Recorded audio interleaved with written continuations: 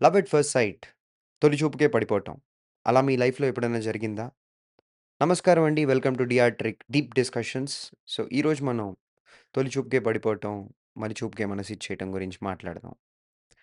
So, మనం ఏదైనా కొనాలంటే కొన్ని రోజులు కానీ, కొన్ని వారాలు కానీ, అతిగా ఆలోచించి ఇక్కడ, అక్కడ చదివి తెలిసిన వాళ్ళని, తెలియని వాళ్ళని, కొన్న వాళ్ళని, కొనని వాళ్ళని అంతమందిని అడిగి మనంతట మనం ఒక బయాస్ క్రియేట్ చేసుకొని అప్పుడు కొనడానికెళ్తాం. అప్పుడు కూడా కొంటామో లేదో తెలీదు. అప్పటికి 4, 5 షాపులు తిరుగుతాం.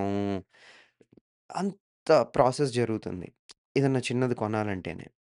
అలాంటిది మన లైఫ్‌లో ఒక ఇంపార్టెంట్ పొజిషన్ వేరే పర్సన్‌కిచ్చేటప్పుడు, అంత స్ప్లిట్ సెకండ్‌లో ఒక డెసిషన్ ఎలా తీసేసుకుంటాడు ఒక మనిషి అని నేనెప్పుడూ ఆలోచిస్తూ ఉండేవాడిని. అసలు చూసింగానే అరే!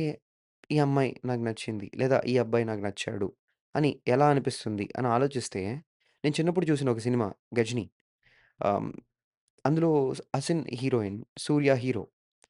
సో, 'సూర్య' 'అసిన్‌ని' ఫస్ట్ టైమ్ చూసేటప్పుడు ఎలా అయితే చూస్తాడో that itself is love అని నాకనిపించిందండి.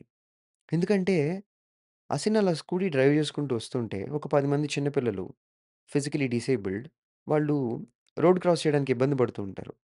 సో, తను ఆగి ఒక వెరీ ఫిజికల్లీ బ్యూటిఫుల్ వేలో ఆ ప్రాబ్లమ్‌ని సాల్వ్ చేసి, ఆ పిల్లల్ని రోడ్డు దాటించి అలా సఫ్ సఫ్ సఫ్ అని ఎళ్ళిపోద్ది.